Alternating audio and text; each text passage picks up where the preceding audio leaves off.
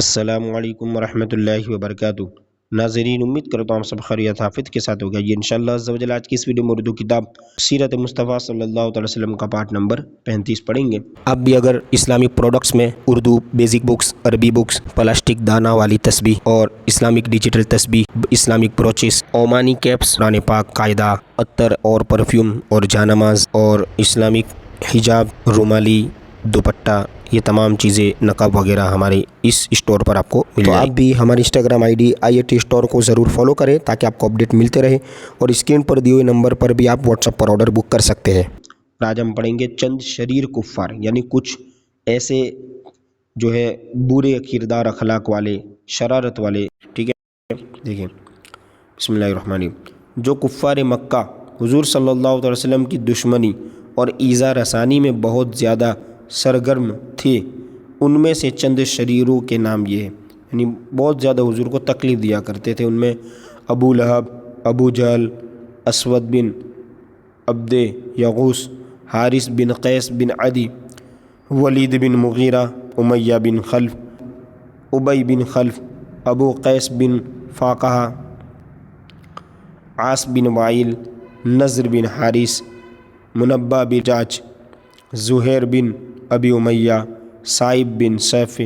عدی بن حمرہ، اسود بن عبد الاسد، اس طرح عاص بن سعید بن عاص بن ہاشم، عقبہ بن ابی معید، اور 19 نمبر پر ہے حکم بن ابی العاص۔ یہ سب کے سب حضور رحمت عالم صلی اللہ علیہ وسلم کے پڑوسی تھے، اور ان میں سے اکثر بہت ہی مالدار اور صاحب اقتدار تھے، اور دن رات ورے کائنات صلی اللہ تعالیٰ علیہ وسلم کی ایذا رسانی میں مصروف کار رہتے تھے، یعنی اسی کام میں لگے رہتے تھے، نعوذ باللہ من ذالک۔ اب دیکھیں آگے، مسلمانوں پر مظالم، یعنی مسلمانوں پر ظلم کس طرح ہوا کہ حضور رحمت عالم صلی اللہ تعالیٰ علیہ وسلم کے ساتھ ساتھ غریب مسلمانوں پر بھی کفار مکہ نے ایسے ایسے ظلم و ستم کے پہاڑ توڑے کہ مکہ کی زمین بلبلا اٹھی۔ یہ آسمان تھا کہ کفار مکہ ان مسلمانوں کو دم زدن میں قتل کر ڈالتے، مگر اس سے ان کافروں کے جوش انتقام یعنی انتقام کا جو جوش تھا، اس کا نشہ نہیں اتر سکتا تھا، کیونکہ کفار اس بات میں اپنی شان سمجھتے تھے کہ ان مسلمانوں کو اتنا ستاؤ کہ وہ اسلام کو چھوڑ کر پھر شرک و بت پرستی کرنے لگے۔ اس لیے قتل کر دینے کی بجائے کفار مکہ مسلمانوں کو طرح طرح کی سزاؤں اور ایذا رسانیوں کے ساتھ ستاتے تھے، مگر خدا کی قسم شراب توحید کے ان مستوں نے اپنے استقلال و استقامت کا وہ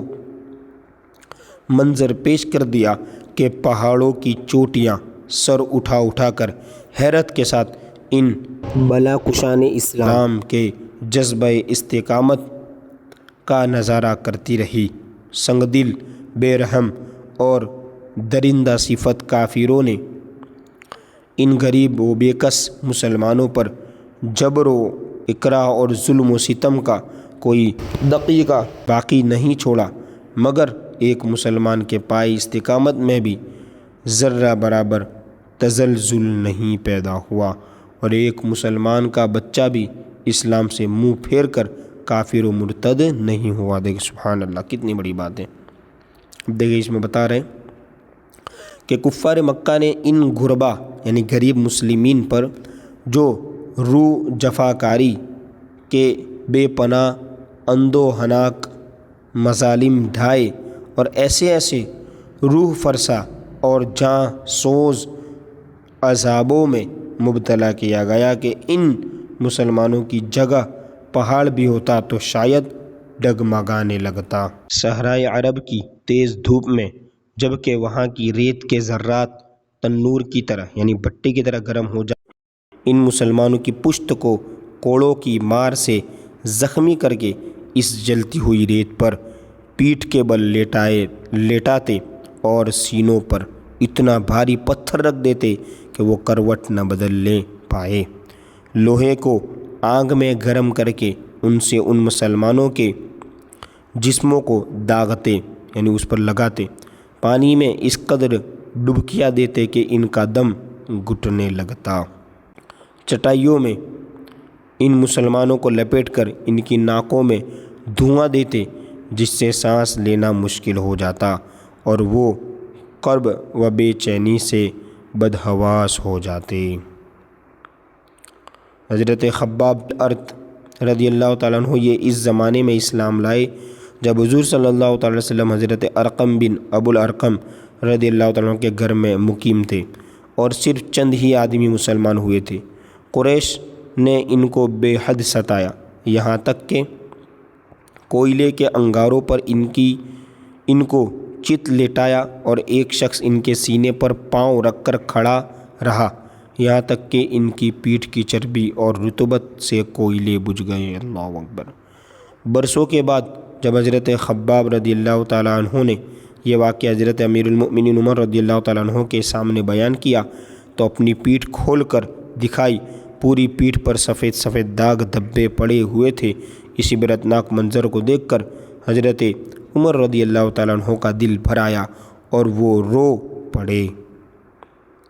اب انشاءاللہ پارٹ نمبر 36 میں آگے یہاں سے ہم پڑھیں گے۔